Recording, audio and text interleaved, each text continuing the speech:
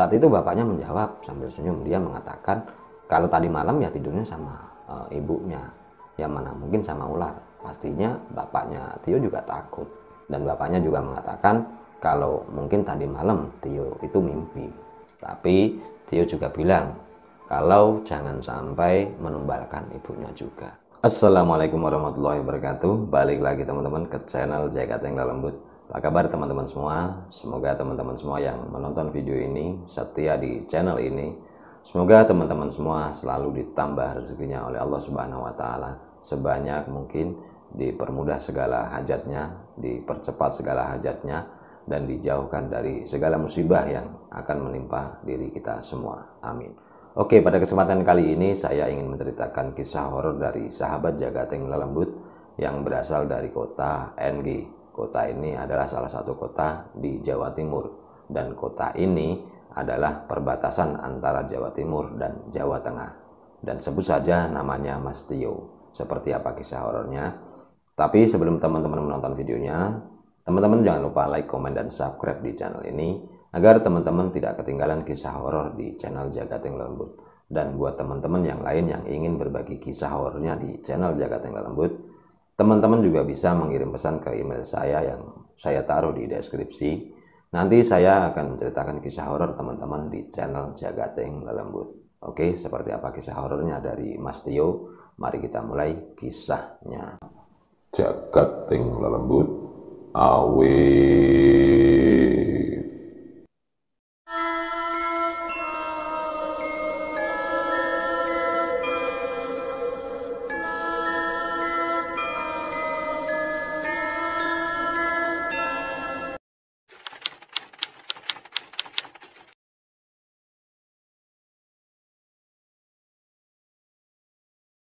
Tio mengalami kisah mistisnya pertama kali di umur 10 tahun dan berakhir di saat Tio sudah dewasa, yaitu di umur 26 tahun. Tio adalah anak tunggal dari kedua orang tuanya. Sebut saja nama bapaknya Pak Manto dan ibunya Bu Rani. Pak Manto termasuk orang yang terpandang di kampungnya karena dia tergolong orang kaya dan masyarakat sering menyebut kalau Pak Manto itu bos tambang. Tapi karena Tio masih kecil, saat itu Tio sendiri juga nggak tahu bapaknya ini bos tambang apa. Nah, karena Tio juga anak tunggal dan anak satu-satunya, dari kecil Tio ini memang dimanja oleh kedua orang tuanya. Apa saja yang dia mau pasti dituruti.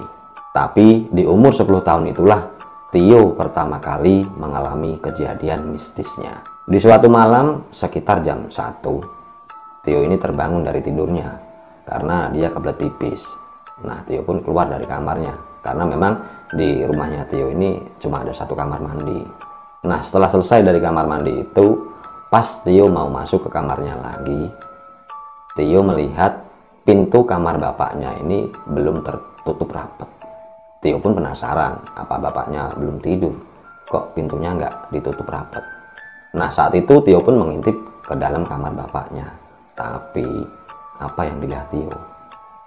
Tio melihat bapaknya tidur sambil memeluk ular yang sangat besar. Karena Tio melihat kejadian yang menyeramkan yang dilakukan oleh bapaknya itu, Tio pun seketika itu langsung gemetaran badannya. Karena Tio sangat takut dengan ular. Dan saat itu Tio berpikir, kok bapak tidurnya sambil memeluk ular? Apa bapak nggak takut ya? Terus kapan bapak membawa ular itu ke dalam kamarnya? Terus ibu juga tidurnya di mana? Karena Tio masih bingung dengan apa yang dilakukan bapaknya, dan Tio sendiri juga ketakutan. Tio pun masuk lagi ke kamarnya dan secepatnya dia tidur lagi. Nah, di pagi harinya saat Tio ini sudah bangun dan mau pergi ke kamar mandi untuk cuci muka, Tio melihat bapak dan ibunya sudah duduk santai di ruang tamu sambil minum teh.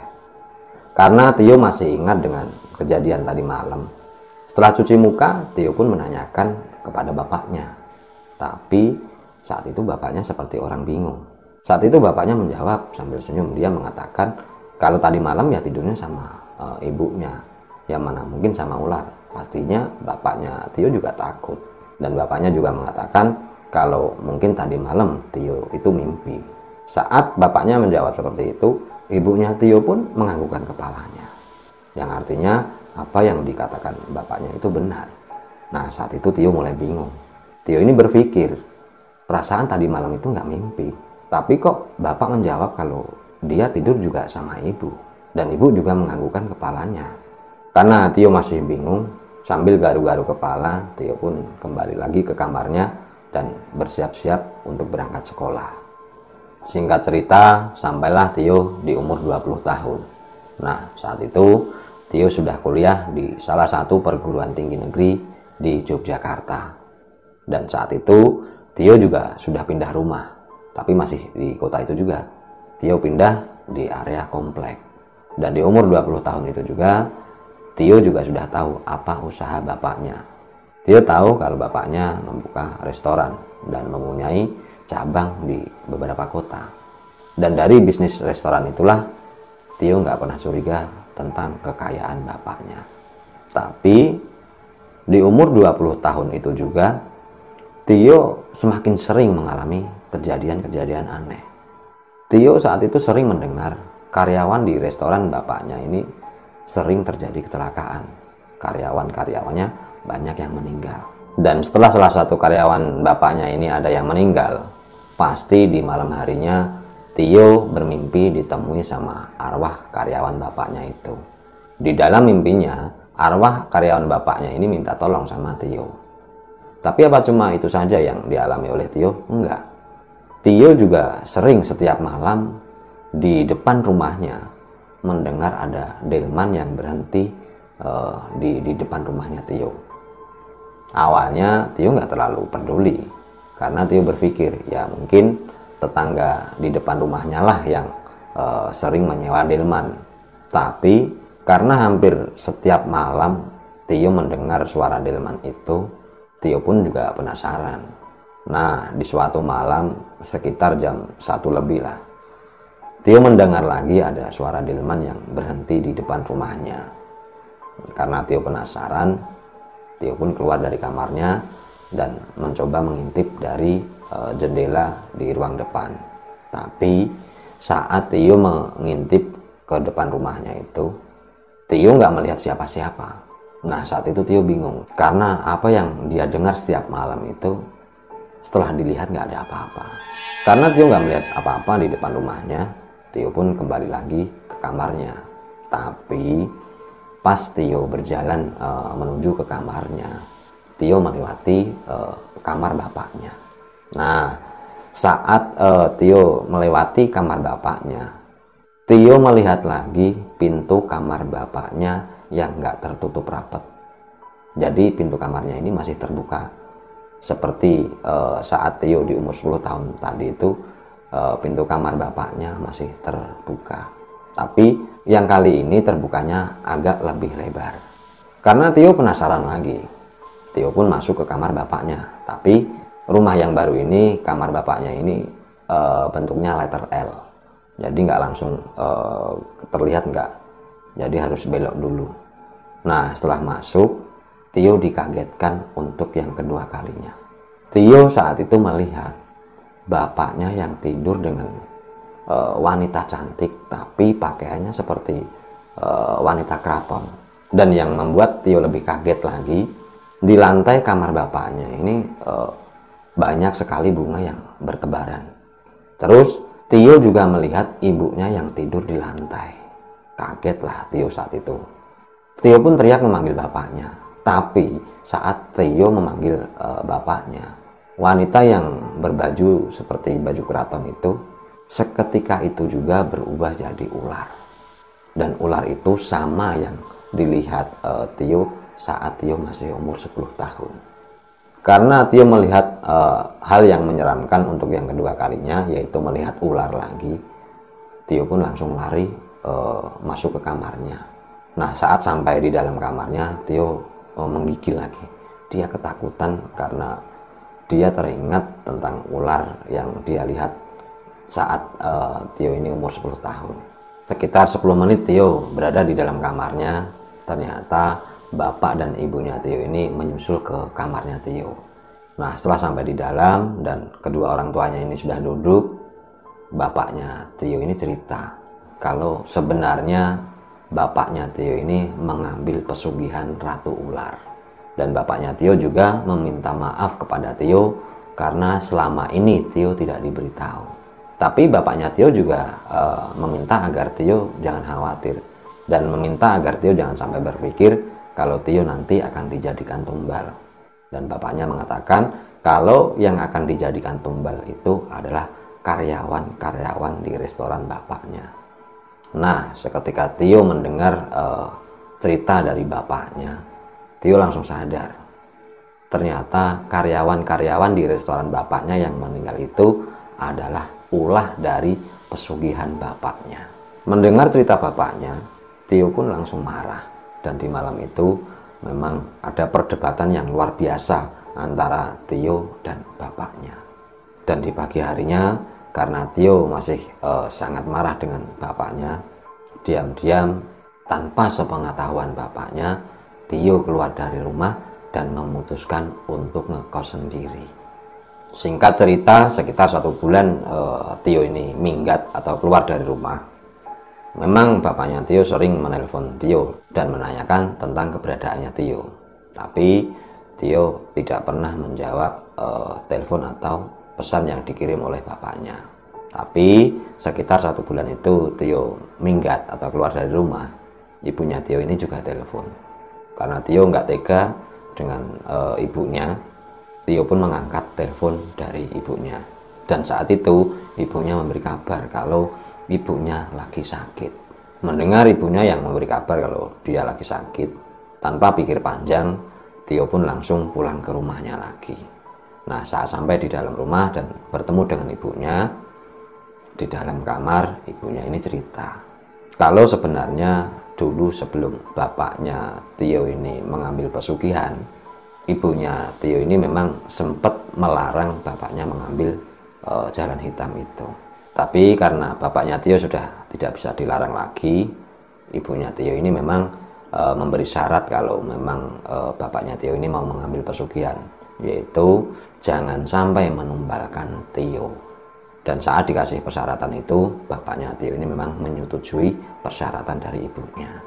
Nah, saat Tio berada di dalam kamar bersama ibunya, dan ibunya ini masih cerita, ternyata bapaknya Tio ini berada di dalam kamar mandi dan mendengarkan cerita istrinya. Dan tanpa diketahui Tio, tiba-tiba bapaknya Tio ini keluar dari kamar mandi. Nah, setelah ketemu dengan Tio, bapaknya Tio ini menangis. Bapaknya Tio meminta maaf kepada Tio dan jika Tio memang menginginkan kalau bapaknya menghentikan pesugihannya, bapaknya Tio ini bersedia. Tapi bapaknya Tio juga memberitahu kalau pesugihannya ini akan dihentikan, maka bapaknya Tio sendirilah yang akan menjadi tumbal terakhirnya. Dan jika Tio memang menginginkan kalau bapaknya mau berhenti, bapaknya rela akan menjadi tumbal terakhirnya. Karena Tio sudah mendengar cerita dari ibunya dan bapaknya Tio juga sudah mengakui kesalahannya. Tapi karena Tio sendiri juga belum mau ditinggalkan oleh bapaknya, Tio pun memaafkan bapaknya. Tapi Tio juga bilang kalau jangan sampai menumbalkan ibunya juga. Dan bapaknya pun juga berjanji kalau nggak mungkin menumbalkan ibunya Tio. Setelah itu Tio pun kembali lagi ke rumahnya. Tapi apakah kejadian-kejadian yang aneh ini sudah berhenti? Ternyata belum. Kejadian-kejadian aneh itu malah semakin terjadi kepada Tio. Tio sering melihat ada 2 atau 3 ular yang masuk ke dalam kamarnya Tio. Karena Tio orangnya memang takut sama ular. Awalnya Tio melihat ular itu langsung ingin mengusir ular-ular yang berada di dalam kamarnya. Tapi ketika Tio mau mengusir ular-ular itu, Tio merasa aneh karena saat dicutik atau diusir pakai tongkat, ular-ular itu nggak gerak sama sekali. Setelah itu Tio pun mulai sadar dan tahu kalau ini pasti ular-ular dari pesugihan bapaknya. Karena Tio sudah tahu kalau ular-ular itu adalah pesugihan bapaknya, Tio pun nggak mengusir ular-ular itu dan Tio mulai terbiasa dengan ular yang berada di dalam kamarnya. Singkat cerita, sekitar 2 tahun akhirnya Tio pun selesai kuliahnya.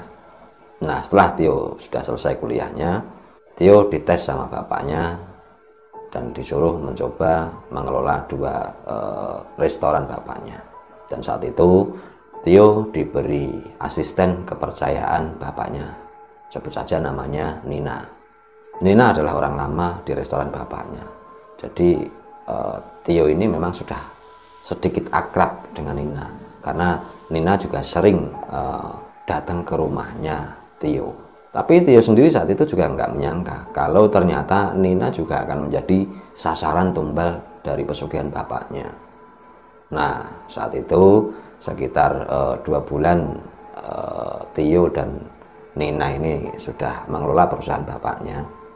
Tiba-tiba ada hal yang nggak diinginkan terjadi sama Nina. Di pagi itu saat Nina mau berangkat ke restorannya Tio, jadi Nina ini kendaraannya masih motor.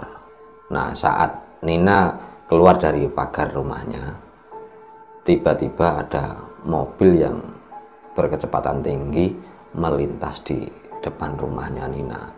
Nah, saat itu Nina pas baru keluar dari rumahnya, dan seketika itu juga Nina ditabrak oleh mobil itu, dan Nina juga meninggal seketika itu.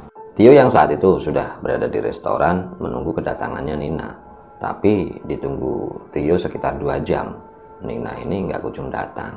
Nah, saat itu Tio berpikir, apa Nina lagi sakit ya? Kok nggak berangkat kerja?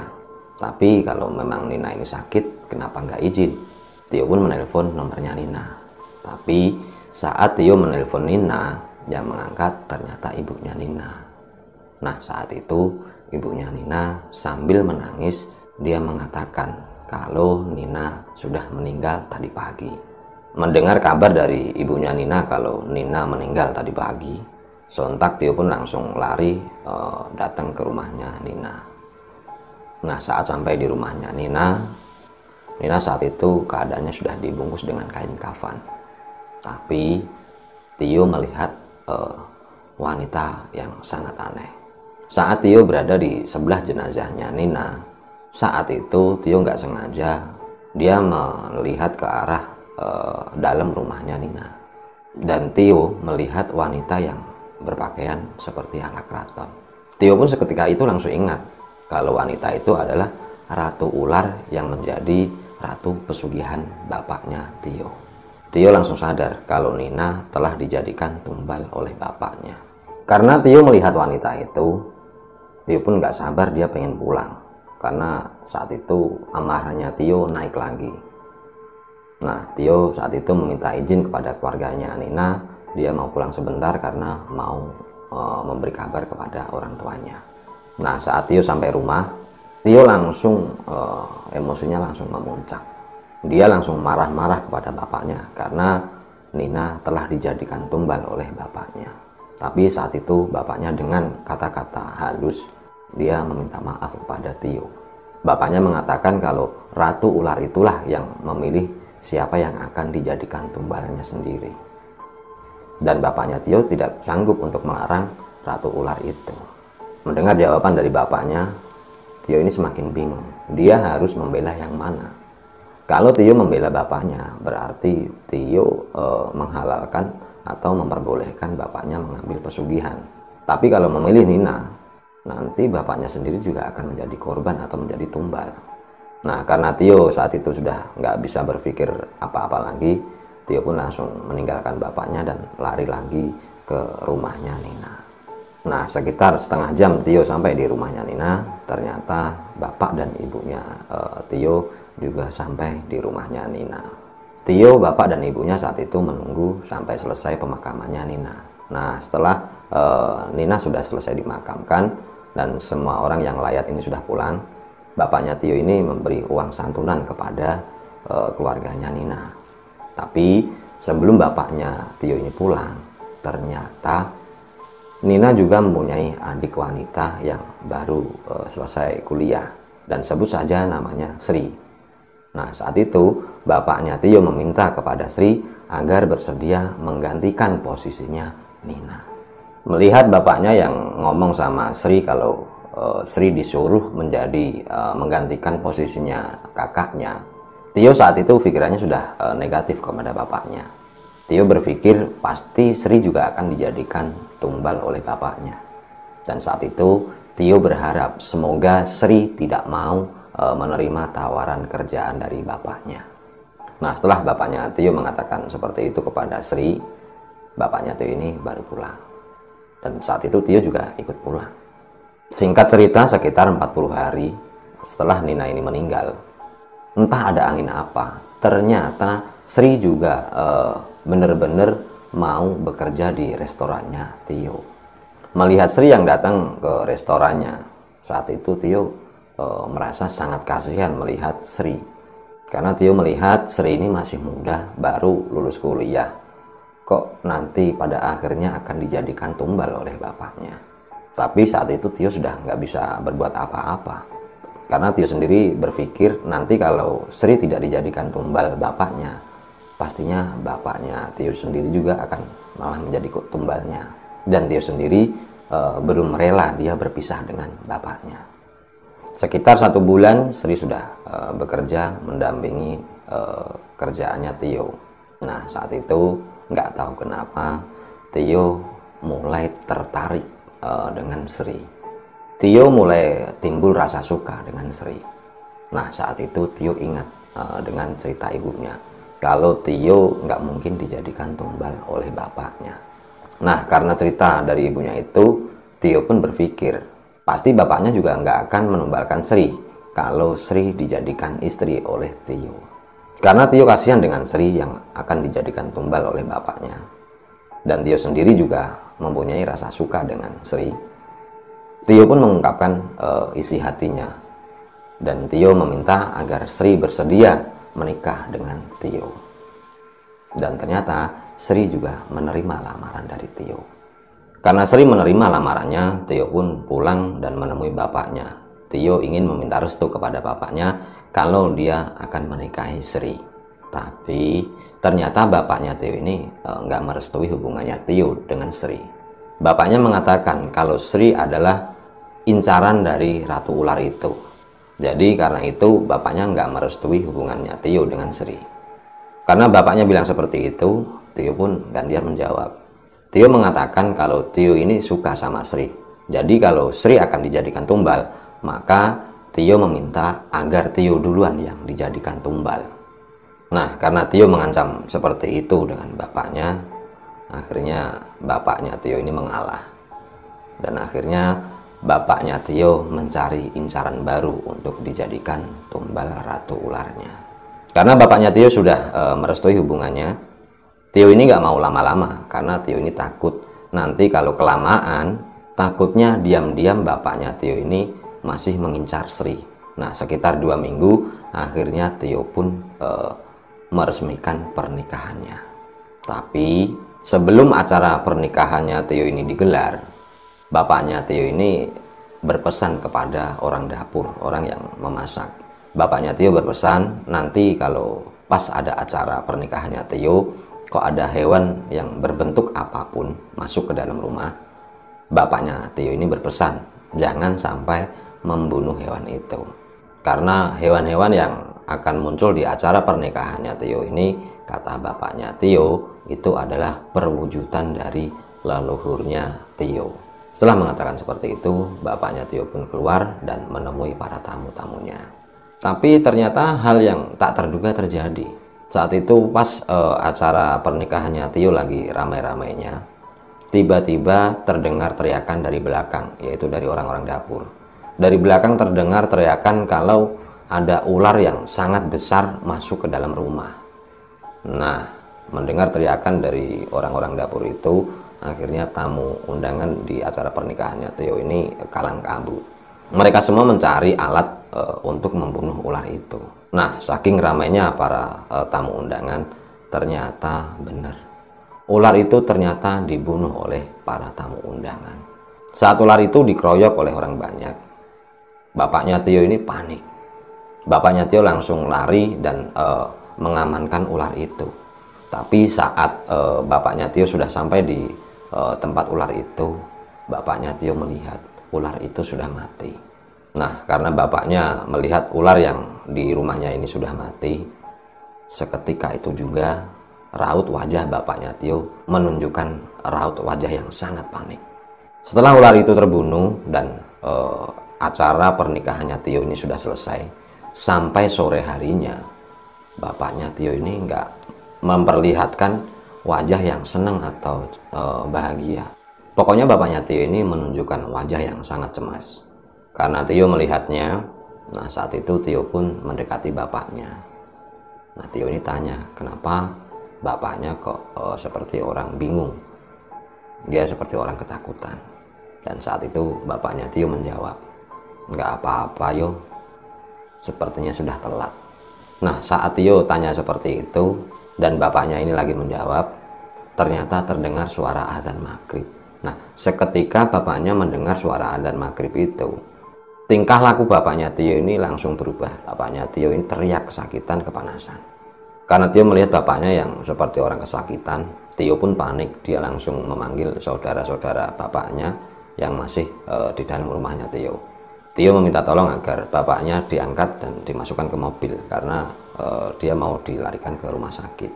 Tapi saat diangkat dan mau dimasukkan ke dalam mobil, ternyata seketika itu juga bapaknya Tio langsung meninggal. Karena seluruh keluarga bapaknya Tio tahu kalau bapaknya Tio ini meninggal, tangis pun tak terbendung lagi. Mereka semua bersedih, menangis karena kenapa bapaknya Tio pulang secepat ini. Bapaknya Tio pulang di saat selesai menikahkan anaknya. Dan Tio sendiri saat itu juga menangis sambil memeluk tubuh bapaknya. Nah, saat Tio masih memeluk tubuh bapaknya, lirih-lirih Tio mendengar lagi suara delman yang berhenti di depan rumahnya Tio. Tio pun langsung menoleh ke arah suara itu. Nah, saat itu Tio melihat ada delman yang berhenti di depan rumahnya. Dan Tio melihat orang yang naik di delman itu ternyata sosok ratu ular itu. Dan yang lebih mengagetkan lagi, Tio melihat bapaknya duduk di sebelah ratu ular itu. Seketika itu Tio pun langsung tahu ternyata bapaknya Tio ini telah menjadi tumbal yang terakhir dari pesugihannya. Nah, Tio melihat delman itu dan melihat bapaknya yang duduk di dalam delman itu. Tio pun meletakkan tubuh atau jasad bapaknya. Dia langsung lari mengejar delman itu. Nah, seketika Tio mengejar delman itu pun berjalan.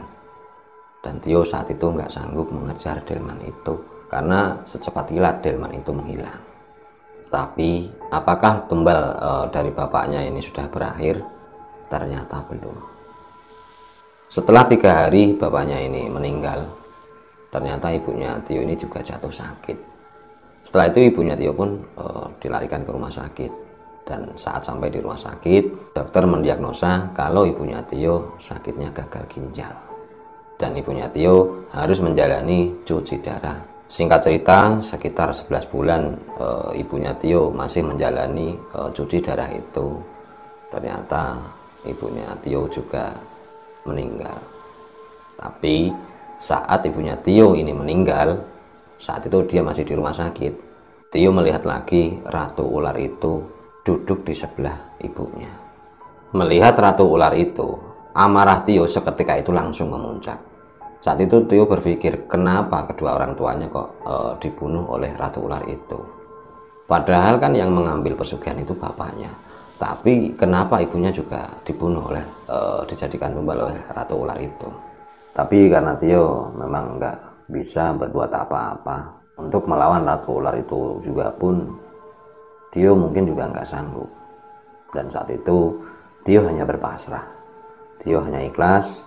Dia hanya bisa berdoa semoga dosa kedua orang tua Tio ini diampuni Allah Subhanahu wa Ta'ala, dan semoga kedua orang tuanya ditempatkan di surganya. Ya, walaupun kedua orang tuanya Tio ini dosanya sudah termasuk dosa yang berat, Tio tetap mendoakan kedua orang tuanya. Setelah itu Tio pun memakamkan ibunya.